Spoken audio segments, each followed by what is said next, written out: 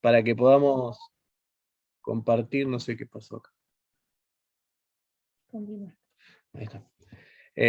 Para que podamos compartir este momento, lo que el Señor quiere hablarnos como familias, para poder, como dijimos la reunión pasada, el mes pasado, ¿se acuerdan que el lema era ordena tu casa? Y lo que el Señor quiere hacer en este tiempo es ordenar nuestras casas, ordenar nuestras familias, ordenar nuestros hogares, y bueno, esperemos que el Señor nos hable profundamente hoy nuevamente. Me gustaría que ahí lo tenemos a Esteban, si nos puede dirigir en oración. Hacemos una oración, Esteban. Dios los bendiga a todos. Si escuchan gritos, bueno, son los chicos que andan ahí dando vueltas. Bendito Dios y Padre nuestro que estás en los cielos, te damos gracias, Señor, porque podemos estar juntos en este momento, Señor, cada uno desde sus hogares, Señor, pero estamos unidos, Señor, espiritualmente. Amén.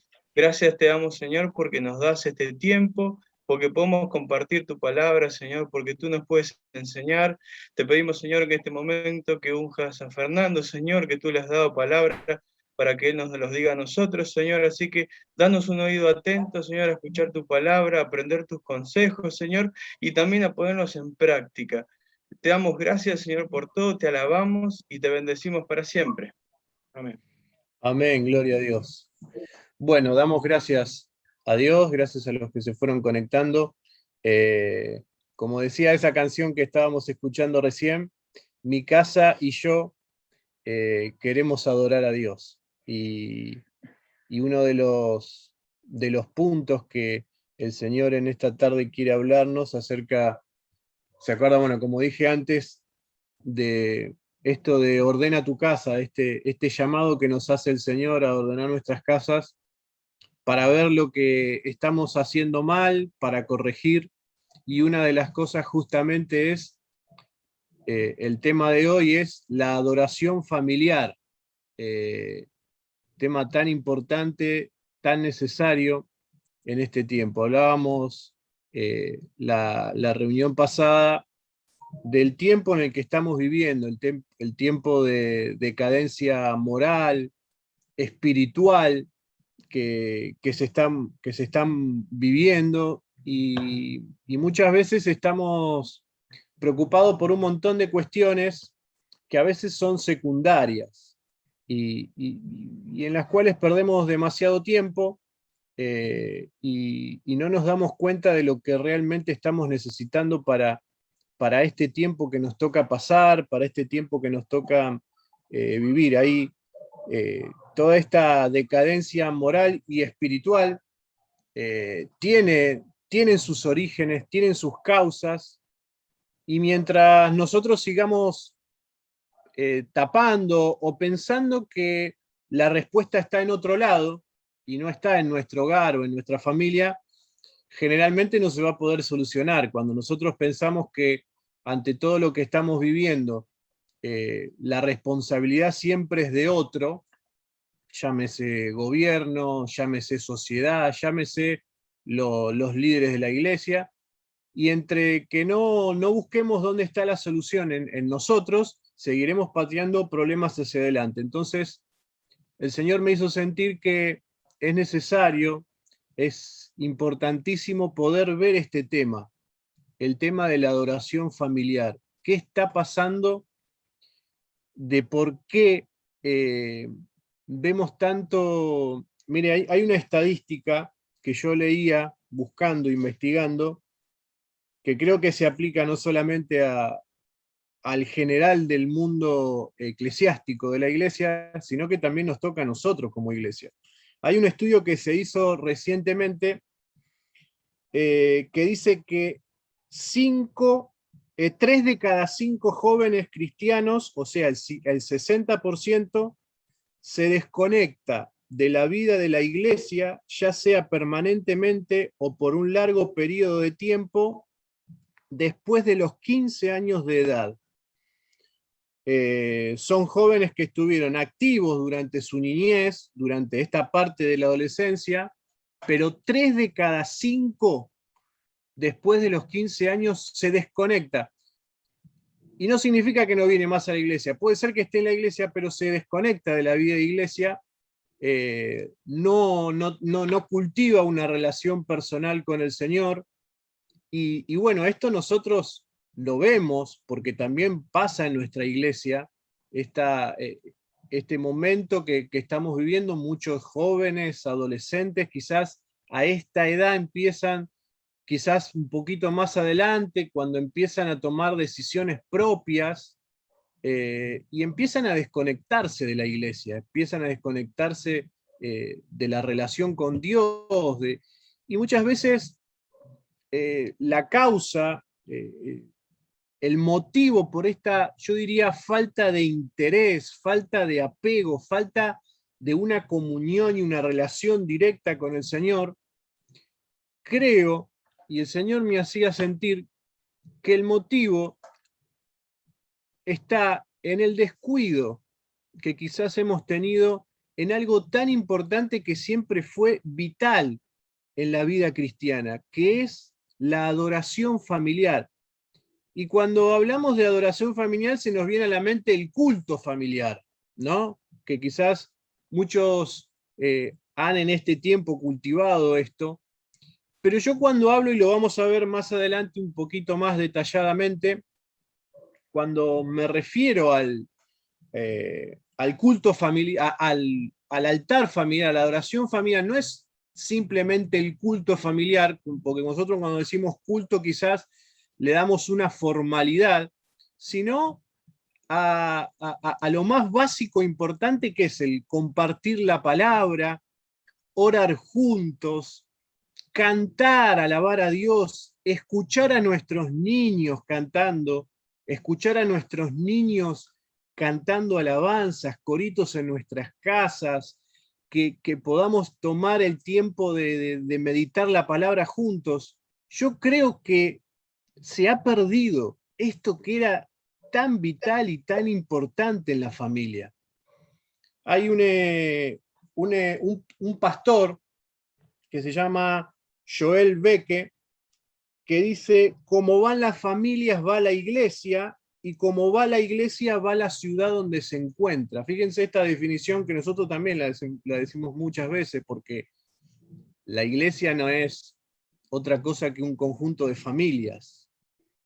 Y si nosotros estamos en este tiempo viendo crisis o situaciones que a veces nos tocan vivir en la iglesia, es porque hay cosas que están pasando en la familia, y yo creo que es en parte por este descuido que hemos tenido acerca de la adoración familiar. Entonces lo que yo quiero en esta tarde que podamos compartir es primeramente ver lo que nos dice la palabra del Señor, porque es lo más importante, los antecedentes que nosotros tenemos en la palabra del Señor, lo que nos muestra de los hombres de Dios que tuvieron esto como, no como algo más, sino como algo fundamental en el servicio a Dios. La adoración familiar, el altar familiar, el levantar el altar familiar todos los días, era algo importantísimo. Hombres de Dios que en cada momento importante o en algún momento trascendental de la historia o de lo que estaban pasando, lo primero que hacían era levantar un altar y adorar a Dios con su familia.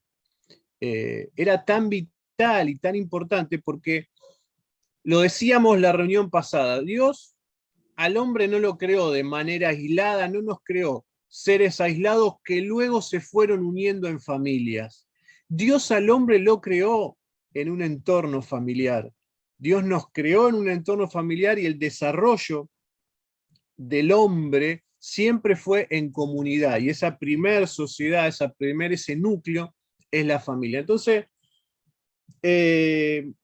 vamos a ver algunos ejemplos que nosotros conocemos muy bien, pero es como que los vamos a repasar y destacar cómo ellos en familia siempre buscaron levantar ese altar familiar. Lucas, vas a poner el PowerPoint. Y el primer ejemplo que quisiera compartir es el de Noé. Ahí más adelante. Bueno, eso es lo que les comentaba recién. El tiempo este que estamos viviendo. Y ahí está, la importancia de la adoración familiar en la Biblia.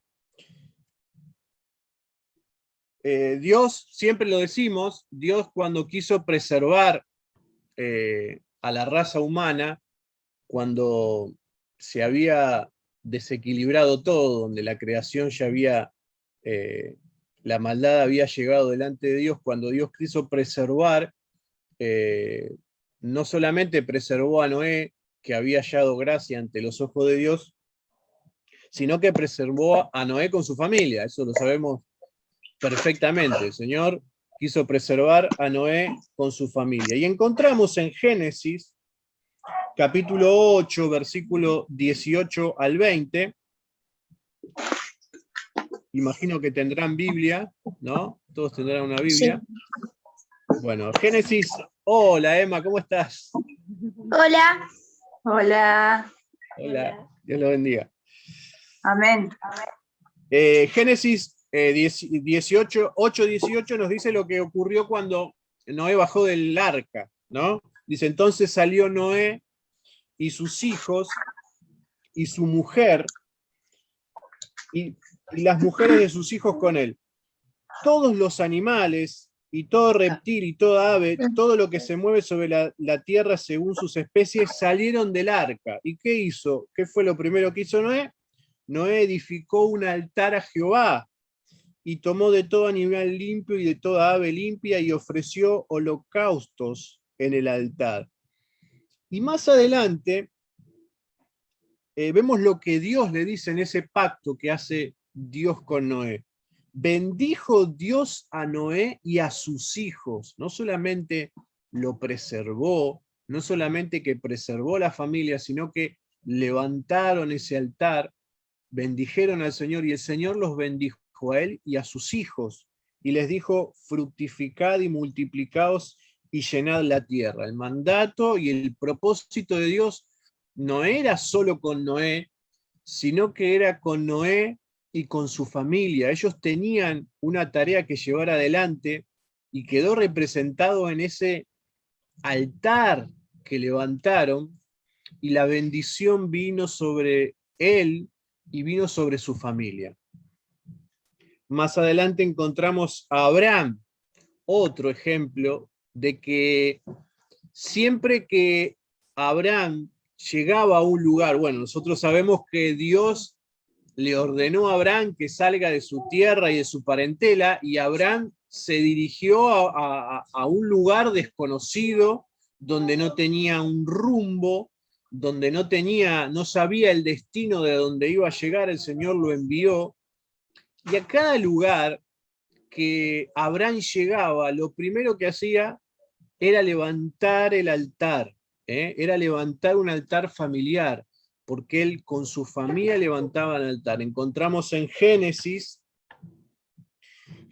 capítulo 12, versículo 5 al 8, dice, tomó pues Abraham a Sarai su mujer, y a Lot, hijo de su hermano, y todos los bienes que habían ganado, y las personas que habían adquirido en Aram, y salieron para ir a la tierra de Canaán, y a la tierra de Canaán llegaron. Y pasó Abraham por aquella tierra hasta el lugar de Siquem, hasta el encino de More, y el cananeo estaba entonces en la tierra. Y apareció Jehová a Abraham y le dijo, a tu descendencia daré esta tierra. Y ahí dice, y edificó allí un altar a Jehová, quien le había aparecido. Luego se pasó de allí al monte al oriente de Betel y plantó su tienda, teniendo a Betel al occidente y a Jai al oriente. Y nuevamente, y edificó allí altar a Jehová e invocó el nombre de Jehová. Abraham sabía que no sabía mucho lo que tenía que hacer. O sea, no tenía un plan de acción.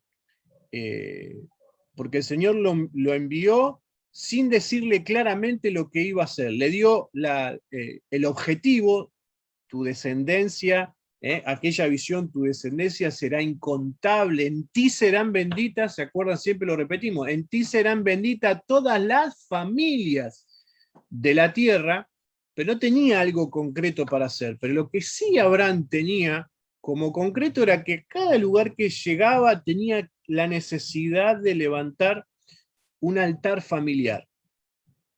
Y Dios rescata algo, hay un versículo muy, muy importante de lo que en un momento Dios le dice a Abraham. Y para que nosotros veamos la trascendencia de lo que Abraham había hecho con sus hijos.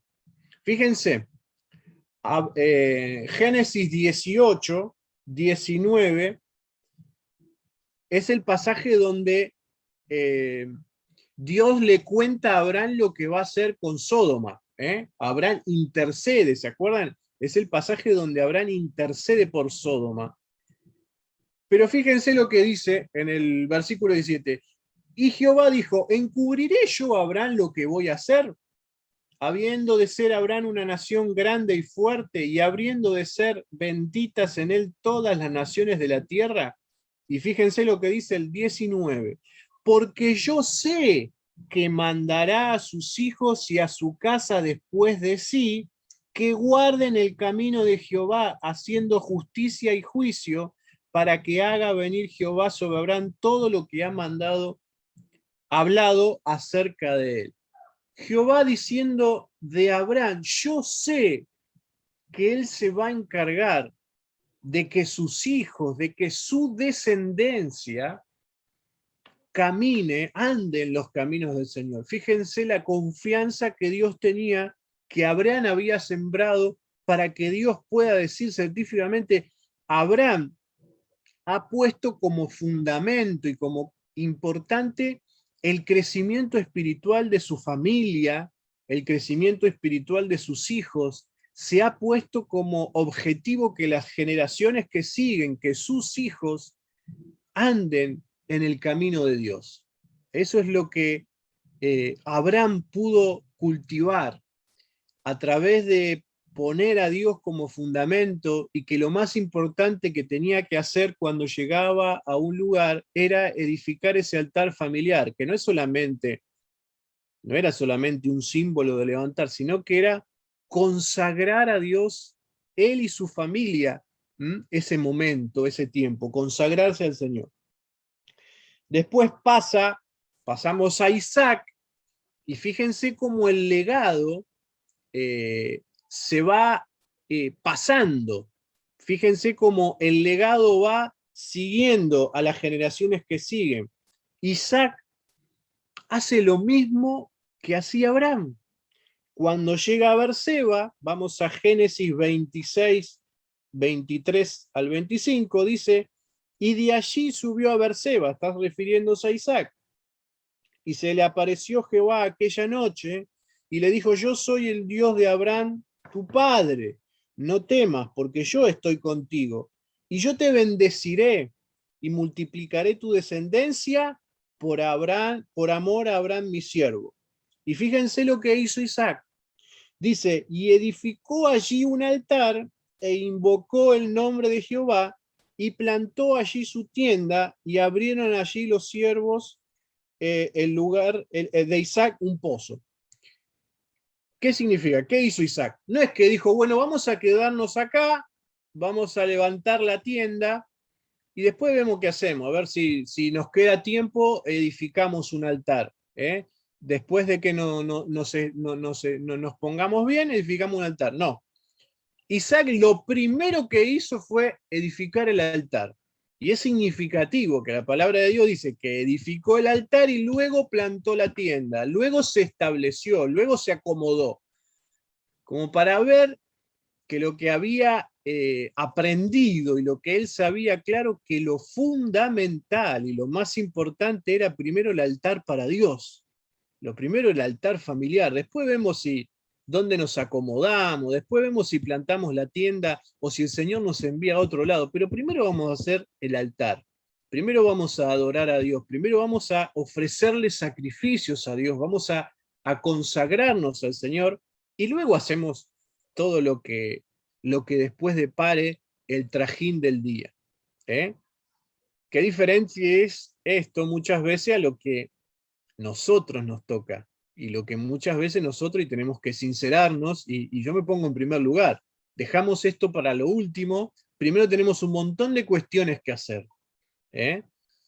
Y los que practican o los que no practican la adoración familiar, siempre a veces, y no me refiero solo a la adoración familiar de lo que ocurre en casa, hasta muchas veces el culto, la congregación, el asistir a la iglesia, siempre, a veces, no digo siempre, hay casos en los cuales no es la prioridad, sino que si no hubo ningún otro evento, asistimos a la iglesia. Si no pasó nada, si no hubo algún otro acontecimiento, vamos a la iglesia.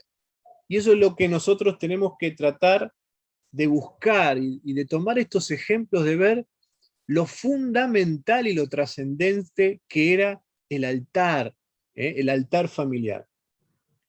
Después pasamos a Jacob, y fíjense, seguimos pasando de generación, y Jacob también vive lo mismo, o sea, pone ese fundamento, y hay una situación muy trágica que le toca pasar a Jacob, que alguna vez lo hemos predicado, que después si quieren léanlo en sus casas, en el capítulo 34 de Génesis,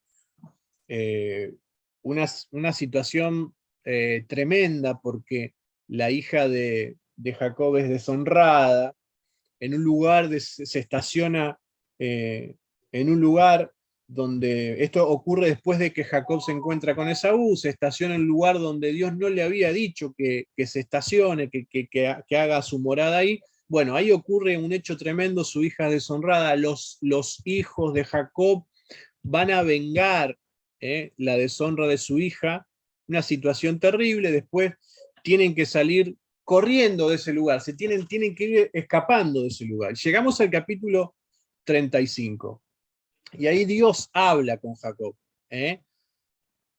Y esto yo lo pongo para que muchas veces nosotros como familia, y los padres, y muchas veces cometemos muchos errores. Y a mí lo que me sorprende de este pasaje es que Dios le dice a Jacob como que vuelva a hacer lo que había hecho antes.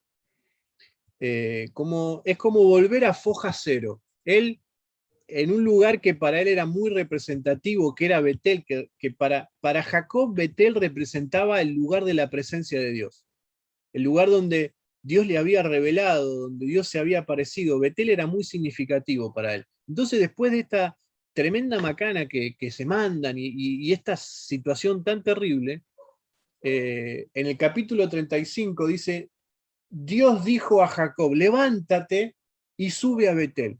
Sube a Betel. Betel, como dije antes, era el lugar donde representaba la presencia de Dios para Jacob. Dice, y quédate allí, y haz allí un altar al Dios que te apareció cuando huías de tu hermano Esaú. Entonces Jacob dijo a su familia, era el momento de consagrarse, era el momento de dejar atrás los errores que habían cometido, dejar atrás todo ese cúmulo de errores. Dios siempre nos da una nueva oportunidad cuando reconocemos que nos hemos equivocado, y es siempre un buen momento para buscarlo a Él en obediencia, y el Señor nos indica y nos marca el momento y la oportunidad para poder corregir cada uno de esos errores, y siempre el lugar de su presencia, como era Betel, que no sé cuál será para nosotros ese momento, ese tiempo que compartimos con el Señor. Todos tenemos que tener un lugar, y si alguien no lo tiene, yo te invito a tener un lugar en casa donde sea el lugar donde nos encontramos con el Señor. No porque el lugar sea significativo, sino porque es el lugar donde yo sé que ahí es el tiempo que aparto para estar con el Señor. Para Jacob Betel era muy significativo. Entonces dijo, limpiémonos. Dice, quitad los dioses ajenos que haya entre vosotros. Limpiaos, mudad vuestros vestidos, cámbiense, cambien todos esos vestidos que representaban todo lo malo que habían vivido. Y levantémonos y subamos a Betel y haré allí un altar al Dios que me respondió en el día de mi angustia y ha estado conmigo en el camino que he andado. Busquemos la presencia de aquel que alguna vez me reconfortó cuando estaba en la angustia que estoy ahora, y que lo va a volver a hacer, y que me va a volver a reconfortar, y que me va a volver a fortalecer si vuelvo a tomar esta decisión de edificar ese altar que representaba el holocausto. Y edificó, dice el versículo 7, y edificó allí un altar y llamó al lugar El Betel, porque allí le había aparecido Dios cuando ella huía de su hermano. Volvió a hacer lo más importante. Volvió, antes de volver a tomar decisiones, a arrancar de vuelta, su foja cero era volver a levantar el altar. ¿Cuántas veces como familia nos toca pasar situaciones difíciles, complejas? ¿Cuántas veces analizamos los errores que hemos cometido? Y qué lindo es poder hacer lo que hizo Jacob. Antes de seguir, porque si seguimos haciendo lo que a nosotros nos parece y de la manera que nosotros, quizás sigamos embarrándonos en el error. Pero hacer un foja cero y decir, voy a volver a la presencia del Señor, a levantar ese altar que tenemos descuidado, que hemos dejado por mucho tiempo abandonado, vamos a volver a levantarlo. Y esto fue lo que hizo. Después, más adelante, encontramos ya a Moisés, y los mandamientos que Dios da a través de Moisés al pueblo anterior. Ahí hay Moisés. Y bueno, nosotros encontramos aquel legado que el Señor a través de sus mandamientos le deja a Moisés, que le transmita al pueblo sobre la importancia de transmitir a las generaciones, de enseñar a las generaciones quién era Dios y lo que Dios había hecho a favor de ellos. Encontramos en Deuteronomio capítulo 6, versículo 1, dice, estos pues son los mandamientos, estatutos y decretos que Jehová vuestro Dios mandó que os enseñase, para que los pongáis por obra en la tierra por la cual pasáis vosotros para tomarla, para que temáis a Jehová tu Dios, guardando todos sus estatutos y sus mandamientos que yo te mando. Y ahí está lo importante, dice, tú, tu hijo y el hijo de tu hijo, todos los días de tu vida, para que tus días sean prolongados. O sea, todo lo que debían guardar, le aclara, no es solamente que lo tenés que guardar vos, no es solamente que tenés que preocuparte por cumplirlo vos, Moisés, o a quien le esté hablando. No es solo preocuparme por mi espiritualidad, no es solo preocuparme por mi condición espiritual, sino que él está poniendo una responsabilidad de transmitir eso a su hijo y a los hijos de sus hijos. Le está poniendo una responsabilidad. Oye, Israel, sigue diciendo, Jehová nuestro Dios, Jehová uno es, y amarás a Jehová tu Dios de todo tu corazón y de toda tu alma y con todas tus fuerzas. Ahí lo que el Señor le está diciendo, el adorar a Dios iba más allá. Nosotros a veces tomamos el adorar a Dios como solamente cantar, o cuando estamos en la presencia de Dios adorando, cantando, pero el adorar a Dios es humillarse con temor hacia Él, servirlo, y adorarlo con asombro y admiración. Este servicio, cuando tomamos la adoración como un servicio, es más que cantar, es vivir para Él. Es vivir para Él. Es que la palabra more de tal manera en nuestra vida que vivimos para Él, que vivimos sirviéndole a Él. Y esto se cultiva en familia, en la familia, en casa, en el primer lugar donde tenemos que hacerlo. Y él decía, no solamente para ti, sino para tu hijo y para los hijos de tus hijos. Hay una gran responsabilidad. Y después encontramos, más adelante en el versículo 6, un pasaje que siempre lo mencionamos en esta ocasión. Y estas palabras que yo te mando hoy estarán sobre tu corazón. Y yo les pido que en su Biblia marquen eso, porque siempre le damos importancia a lo que sigue y esto lo pasamos por alto. Estarán sobre tu corazón. Ahí estaba la clave de lo que le iba a decir que tenía que hacer con sus hijos y en su casa. Estas palabras que te mando hoy estarán en tu corazón. Una vez que estén en tu corazón, podrás repetirlas a tus hijos, hablarlas de ellos estando en tu casa, andando por el camino, al acostarte y cuando te levantes, y las atarás como una señal en tu mano, y estarán como frontales entre tus ojos, y los escribirás en los postes de tu casa y en tu puerta. Fíjense que la voluntad de Dios era que su palabra esté impregnada. Primero tenía que estar en el corazón, abundando en el corazón, para que después pueda estar delante de ellos todo el tiempo. Se la repetirás a sus hijos, tiene que estar. Moisés le dice, tiene que estar la palabra en todo momento, cuando te acostás, cuando te levantás, cuando abrís la heladera, cuando te vas a peinar a la mañana en el espejo, tiene que estar la palabra. En el poste de la puerta, cuando vas a salir en la tienda, tiene que estar la palabra ahí, anotátela por todos lados. Tiene que ser lo más importante y lo que no puede irse nunca. Y él quería que la palabra de Dios more en sus corazones, que se pueda repetir, que sean repetitivas. Y ahí fíjense el punto ahí en el PowerPoint, dice, enseñar a nuestros hijos la palabra de Dios todo el día, solo verdaderamente cuando simplemente estamos, o sea, solo lo podemos hacer, ahí me comí una frase, enseñar a nuestros hijos la palabra de Dios solo lo podemos hacer verdaderamente cuando simplemente estamos transmitiendo lo que está rebosando en nuestros corazones. Cuando la palabra de Dios no está rebosando en nuestros corazones, como Dios le dijo a Moisés, cuando no está abundando en nuestros corazones y poder transmitirla a nuestros hijos se va a hacer difícil. Pero cuando la palabra de Dios está morando y lo hace en abundancia en nuestros corazones, podemos hacerlo continuamente.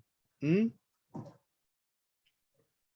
después nos encontramos con Josué, también otro ejemplo, aquella declaración que Josué hace, ¿se acuerdan en su discurso de despedida?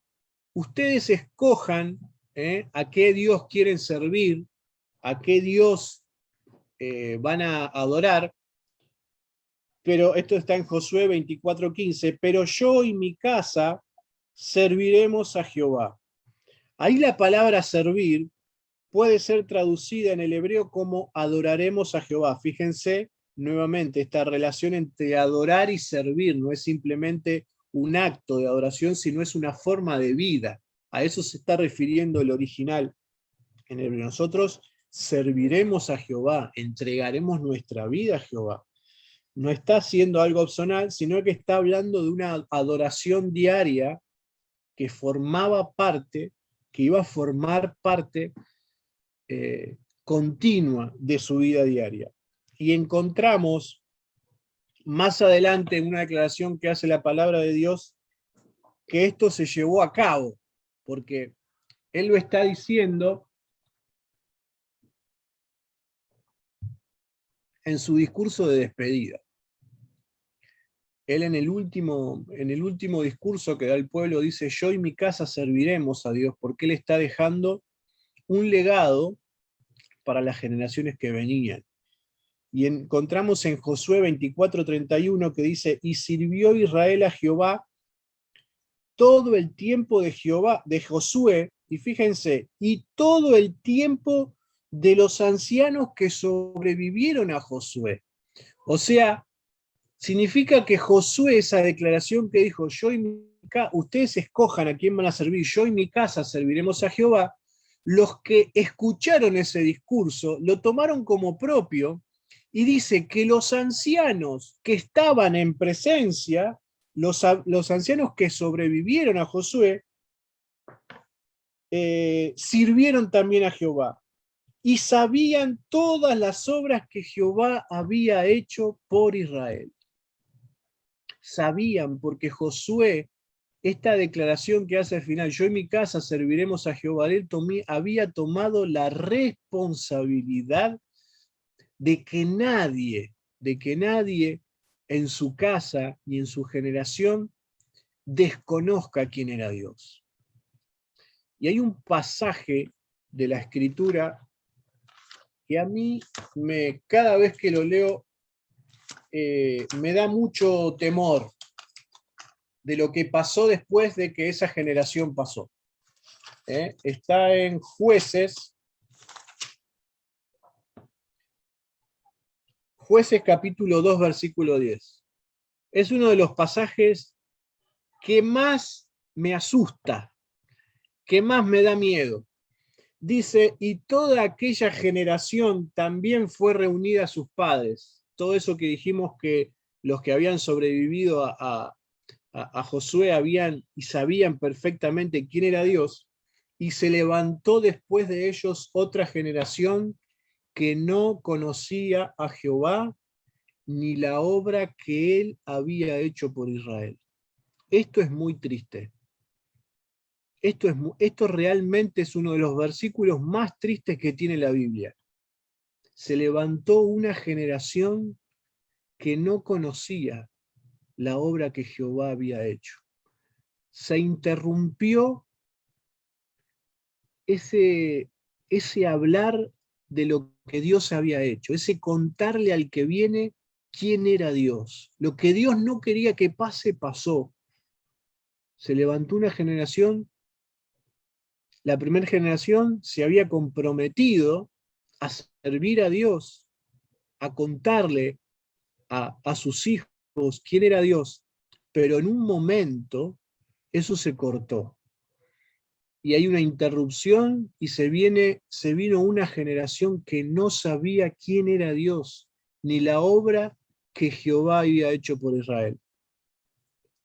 Esto es lo que tenemos que tener delante todo el tiempo a la hora de saber la responsabilidad que nos toca y que Dios puso en nosotros, de que las generaciones, nuestros hijos y los hijos de nuestros hijos, tienen que conocer a Dios, y es nuestra responsabilidad la enseñanza de la palabra.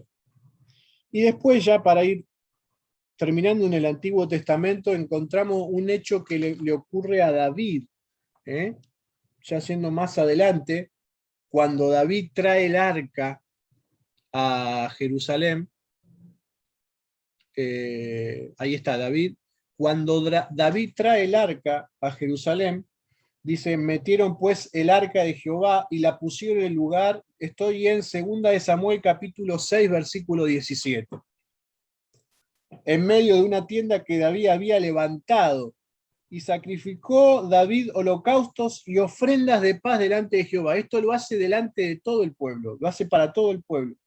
Y cuando David había acabado de ofrecer los holocaustos y las ofrendas de paz, bendijo al pueblo en el nombre de Jehová de los ejércitos, y repartió a todo el pueblo y a toda la multitud de Israel, así hombres como mujeres, a cada uno un pan y un pedazo de carne y unas tortas de pasas, y se fue todo el pueblo, cada uno a su casa. Y dice el versículo 20, miren lo que hizo David. Y volvió luego David, ¿para qué? Para bendecir a su casa. Él no es que dijo, bueno, ya me ocupé del pueblo, ya hice lo que tenía que hacer en la iglesia, ya prediqué, ya hice el culto, ya mi responsabilidad terminó. No, David, después de que bendijo al pueblo, después de que ofreció como pueblo ese holocausto delante de Dios, él tenía que ir y hacerlo en su casa. Esto es para los siervos, para los líderes, que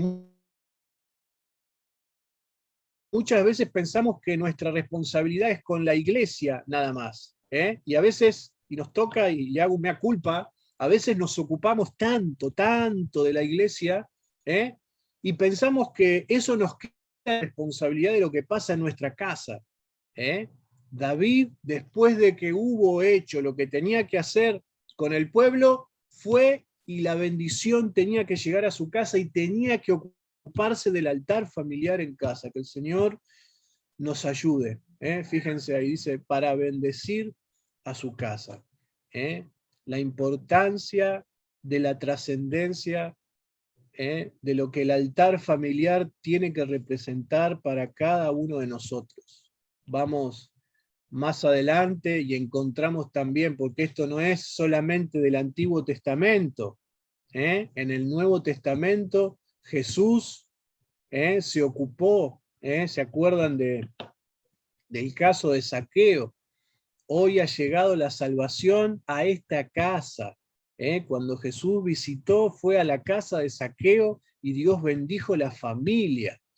Encontramos cuando la iglesia comienza la iglesia, cuando el mensaje llega a los gentiles, encontramos a Cornelio, que la palabra de Dios lo describe, fíjense, ahí lo tenemos, que era un hombre piadoso, temeroso de Dios, con toda su casa, y que hacía muchas limosnas al pueblo y oraba a Dios siempre. Cornelio se había ocupado, a pesar de que no era judío, era gentil, y el mensaje no había llegado a los gentiles, Dios ya estaba preparando no solamente un hombre gentil, sino una familia. Y cuando Pedro va a la casa de Cornelio, no se encuentra con un hombre piadoso simplemente, sino que se encuentra con una familia reunida. Una familia que él convocó a su familia y a todo el que quería estar a escuchar el mensaje de salvación que Pedro traía. Era una familia. El mensaje llegó a ese hogar porque Dios tenía un plan con esa familia. Y después encontramos ahí el caso de Timoteo. Timoteo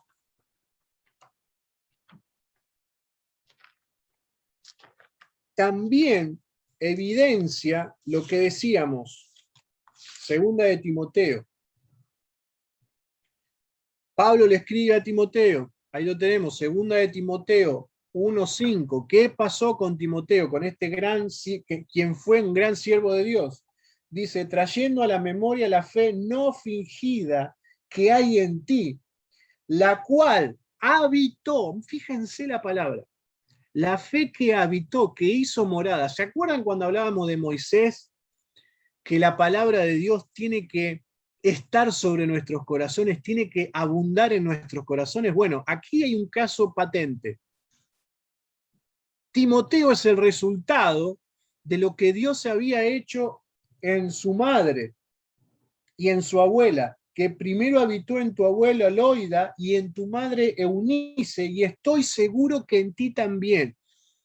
La palabra de Dios había habitado, había hecho morada, la fe no fingida. Qué importante es eso, qué importante para subrayado, la fe no fingida. ¿Qué significa? Que hay una fe que es fingida. Y es tiempo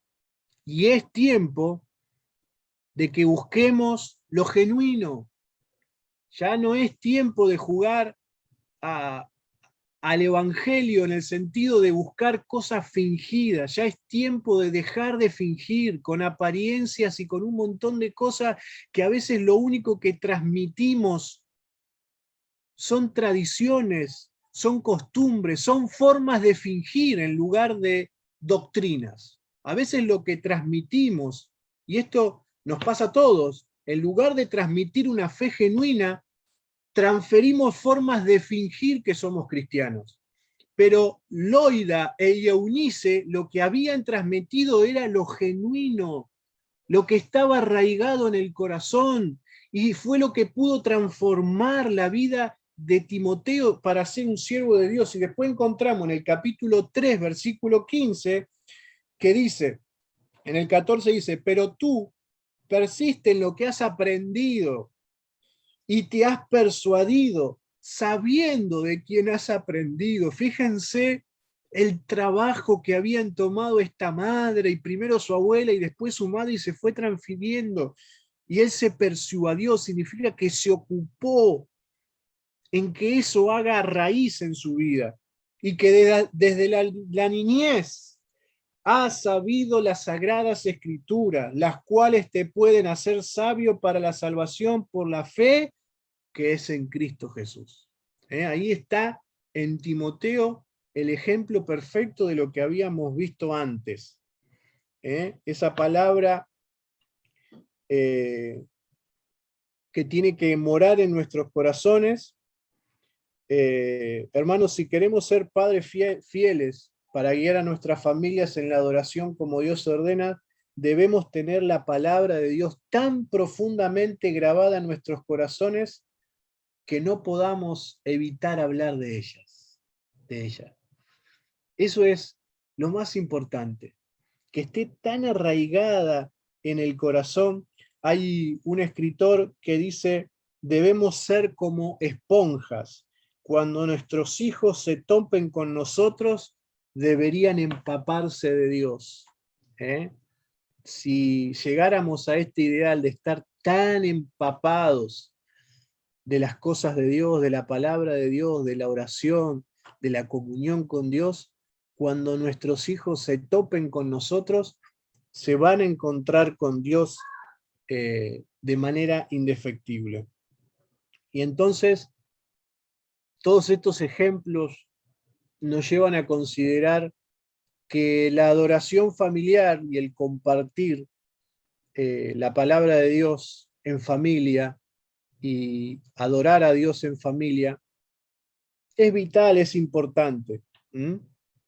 Hay alguien que definió, hay un diccionario que define el concepto de servicio como una actitud de temor, asombro y admiración. La adoración es un servicio que se hace en actitud de temor, asombro y admiración, como dice Romanos 12:1. Así que, hermanos, os ruego por la misericordia de Dios que presentéis vuestros cuerpos en sacrificio vivo, santo, agradable a Dios, que es vuestro culto racional.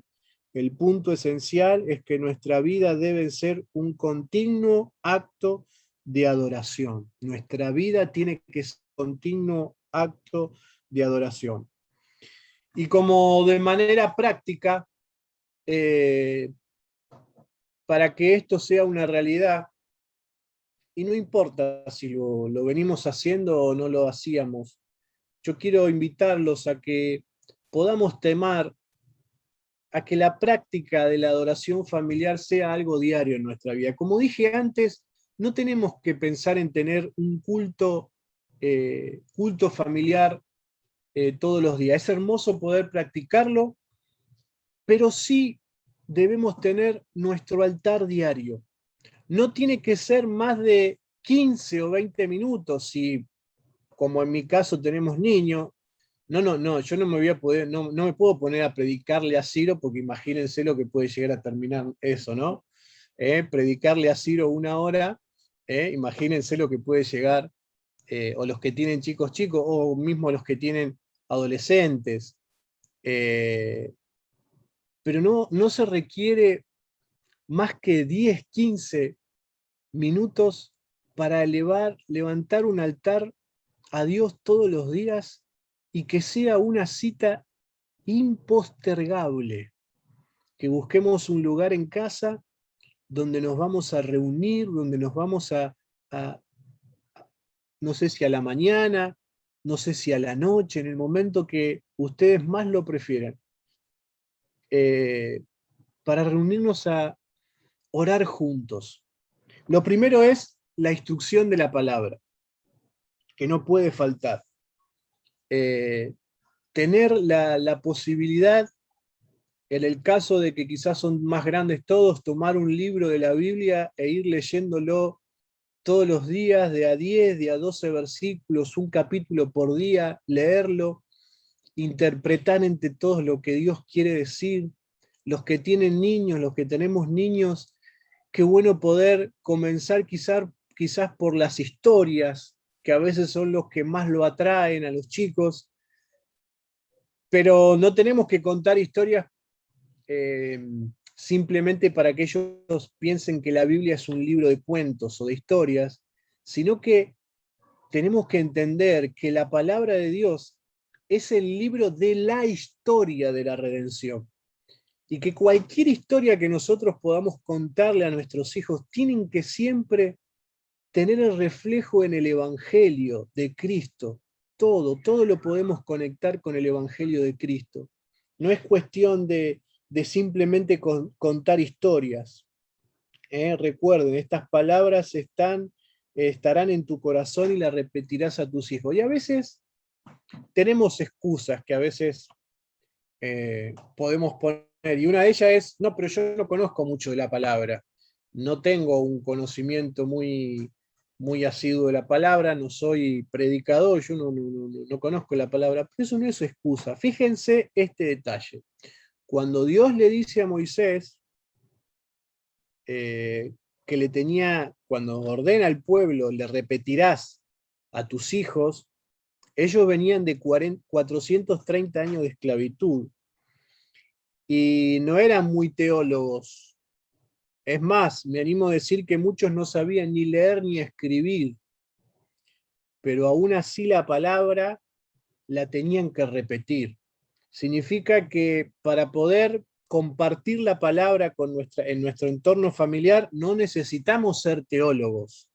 No necesitamos, lo que Dios quiere en este sentido no es que seamos teólogos y que nos leamos todos los libros habidos y por haber para poder hacer una enseñanza teológica. No, es repetirle continuamente para que les quede grabado lo que Dios hizo por nosotros a través de Cristo, y eso lo podemos ver en toda la palabra del Señor. Necesitamos, y también a veces un error que cometemos es que queremos moralizar a nuestros hijos.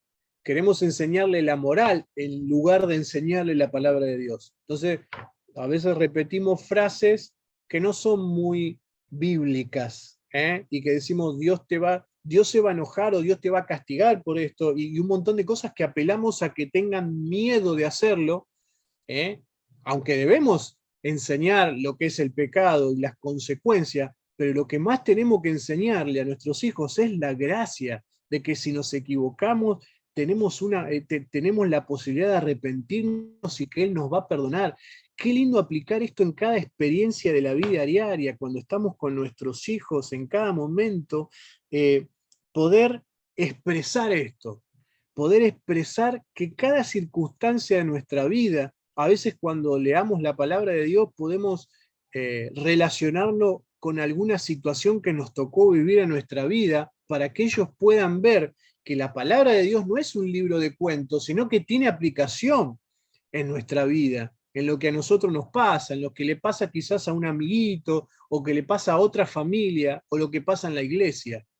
Tiene aplicación en nuestra vida diaria. Muchas veces nosotros pensamos que, bueno, como no tengo nada no soy predicador, no puedo compartir la palabra. Y no, el Señor no pide un conocimiento teológico para poder inculcarle. Pide sí que tengamos la palabra en nuestro corazón. Luego, la oración, orar al Señor juntos, oración familiar, tomar un tiempo también, no tiene que ser una oración extensa y que a veces predicamos cuando oramos. No, tiene que ser una oración sencilla, donde a nuestros hijos podamos enseñarle. Qué lindo es escuchar a los chicos cuando oran, qué lindo poder escuchar cuando sale de sus labios esas oraciones que a veces son tan inocentes, poder enseñarle a nuestros hijos. Quizás algo dijeron mal en la oración, enseñarle, susurrarle al oído, enseñarle cómo hay que orar, cómo tenemos que dirigirnos a nuestro Dios. Hay 3 partes que tenemos que enseñarle a nuestros hijos que tienen que estar en nuestra oración. Primero, la confesión de los pecados, la confesión de los pecados que quizás cuando oremos en familia, hay cosas que cometemos como familia, y qué lindo en ese altar poder llevarlo en oración y confesarle al Señor los pecados, las cosas que hemos hecho mal. Tiene que haber acción de gracia, tenemos que enseñarle a nuestros hijos que todo lo que nosotros tenemos y todo lo que somos es porque Dios nos lo ha dado.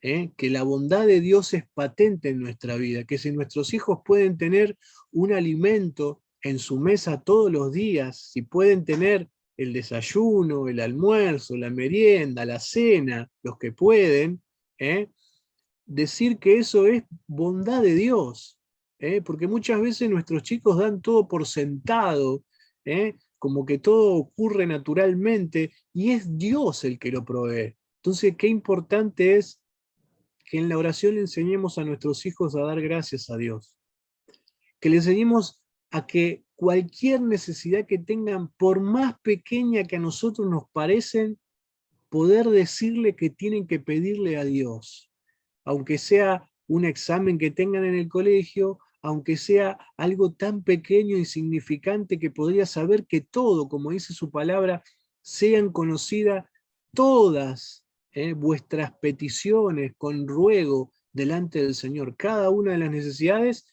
están delante de Él. Y por último, también alabar al Señor, que en nuestros hogares podamos siempre tener una alabanza, siempre una canción que nos invite a cantar a Dios. Hoy escuchaba ahí en uno de los estados al hijito de Floppy, te escuchaba, creo que lo puso Agustina, desde sus primeras palabras, que dice estaba cantando la fidelidad de Dios, me encantó, y qué lindo que eso pueda ser algo patente, algo que nuestros hijos canten, esas canciones hermosas, que le enseñemos que nuestra... Miren, dice el Salmo 118, versículo 15, voz de júbilo y de salvación hay en la tienda de los justos, la diestra de Jehová hace proezas, voz de júbilo y de salvación hay en la tienda de los justos.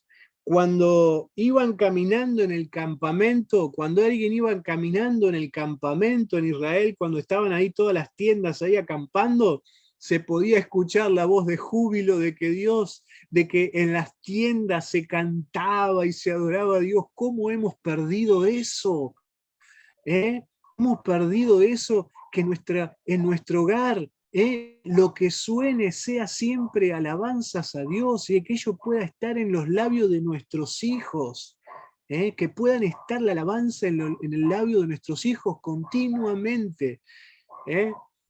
Imagínense lo que tendrían que ser cuando la iglesia se congrega, si todos los días pudiéramos levantar altares familiares. ¿Qué sería cuando nos congregamos?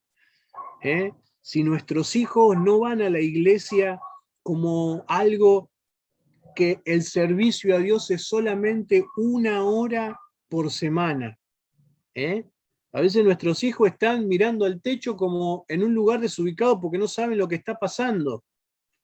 Y eso es responsabilidad nuestra, porque no hemos cultivado una adoración familiar en la profundidad y en la intimidad de nuestros hogares. Es nuestra responsabilidad. Miren, hermanos, tenemos que asumir que nosotros tenemos la responsabilidad de alimentar a nuestros hijos. Tenemos que dar alimento nutricional, si ellos están enfermos, los llevamos al médico. Bueno, si asumiéramos esta responsabilidad por su salud espiritual, y que es nuestra responsabilidad que estén alimentados de la palabra de Dios, ¿cuántas cosas cambiarían? Leía que el comienzo de la escuela dominical. La escuela dominical comienza en el siglo XIX por un hombre que estaba interesado en enseñarle la palabra de Dios a los niños inconversos del barrio. Nació como para enseñarle la Biblia a los niños que no tenían padres cristianos. Luego la iglesia tomó esta práctica, y muy edificante y muy importante, y nosotros vemos que la escuela dominical es vital, pero me llamó la atención esto: la escuela dominical no nació para enseñarle la palabra a los hijos que tenían padres cristianos, sino que nació en la idea de llevar la palabra a los niños que no tenían padres cristianos.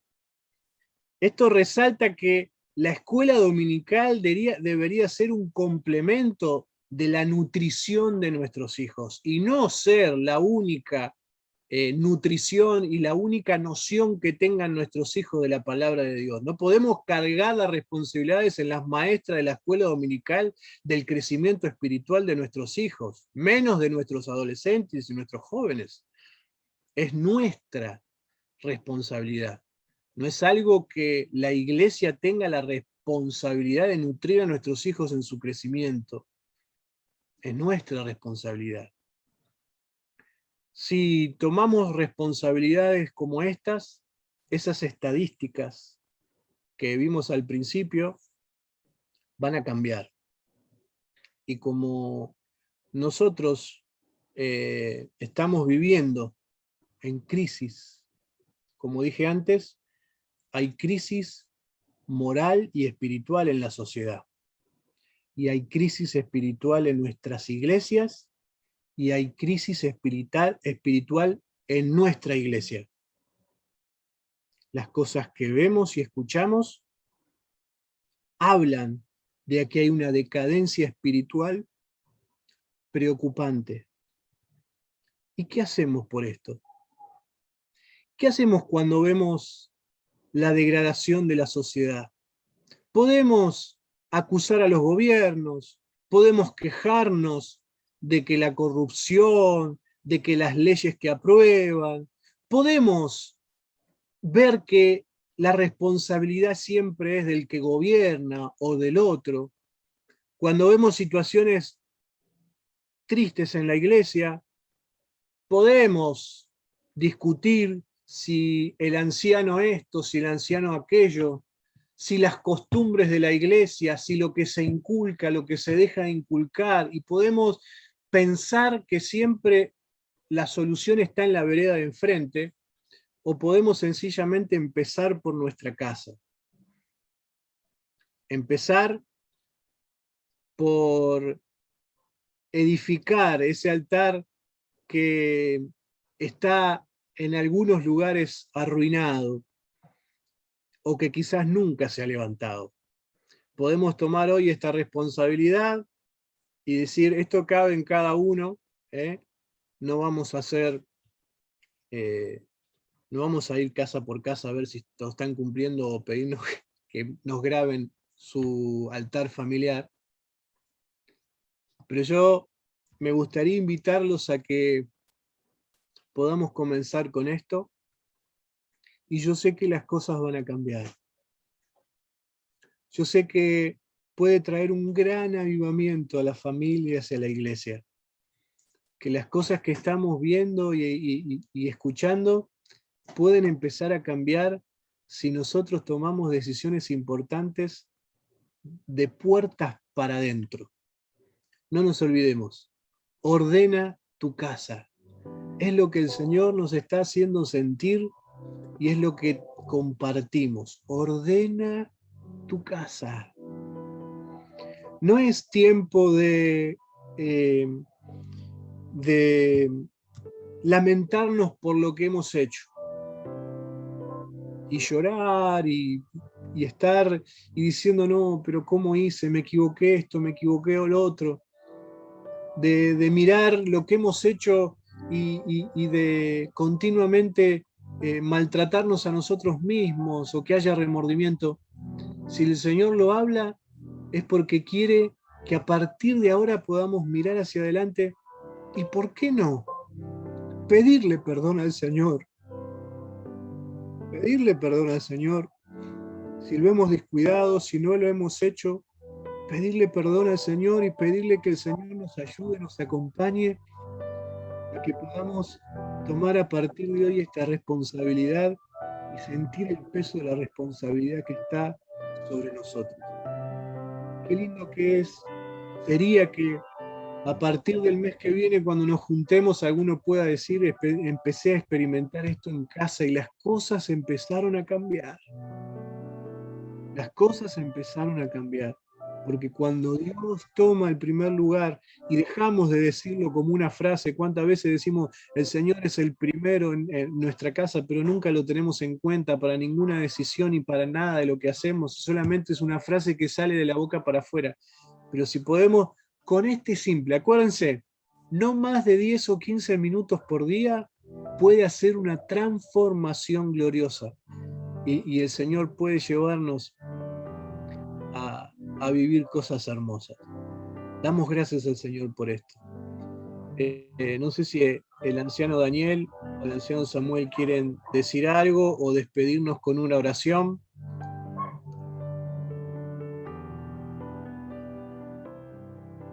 Bien, gracias a Dios por lo que el Señor te ha dado y esperemos que realmente podamos en cada hogar levantar este altar. Amén. Y que realmente podamos sinceramente servir al Señor de verdad, con un corazón contrito y humillado en su presencia. Oramos. Señor, te pedimos en este día que tu palabra pueda quedar grabada en lo profundo de nuestros corazones, que abunde ese altar en cada hogar, que podamos realmente tener esa relación contigo de corazón, que podamos tener a nuestros hijos, Señor, alabando y bendiciendo tu nombre, porque tú eres nuestro Rey, porque tú gobiernas nuestra casa, sí, porque tú gobiernas nuestro hogar. Aleluya. Perdónanos. Te pedimos en este día perdón, sí, Señor, por haber descuidado, Señor, tu presencia en nuestros hogares. Ayúdanos a que desde hoy en adelante podamos decirte: quédate con nosotros todos los días, para así poder servirte y amarte, y que cuando podamos, Señor, llegar a tu presencia, ya hemos practicado el haber estado en esa relación contigo. Señor, yo te pido en este día por todos los hogares cristianos, por nuestras iglesias, Señor, que puedas estar permanentemente obrando en la vida de cada uno de ellos. Señor, en nuestro hogar, tú ves las necesidades que hay. Yo te pido en esta hora, llega a cada corazón. Amén, sí, Señor. Señor, aquellos que están dolidos por situaciones que tú conoces, en esta hora sana los corazones también. Ayúdanos, Señor, a perdonar. Ayúdanos, Señor, a reconocer nuestros errores y poder mirarte a ti, solo a ti. Y como dijeron aquellos que iban el camino más, quédate con nosotros. Amén, te lo pedimos, sí, Señor, en el nombre de Jesús. Y en ese nombre te alabamos y te bendecimos eternamente y para siempre. Amén. Amén. Bueno, hermanos, Dios los bendiga. Anciano Samuel, ¿quería agregar algo? Perdón, estaba muteado. No, hermano, la verdad que agradecer al Señor por este espacio que nos dio y por este hermoso mensaje que llegó a nuestros hogares. A veces por una u otra cosa descuidamos lo esencial. Amén. Es nuestro altar al Señor. Nada más que agradecerle al Señor. Bueno, damos gracias a Dios por esto y bueno, el Señor los bendiga, el Señor nos ayude a poder cambiar las cosas que tenemos que cambiar para de a poquito ir ordenando lo que está desordenado. Así que bueno, hermano, Dios los bendiga, nos encontraremos mañana en la transmisión de todos los domingos para alabar juntos al Señor. Dios los bendiga.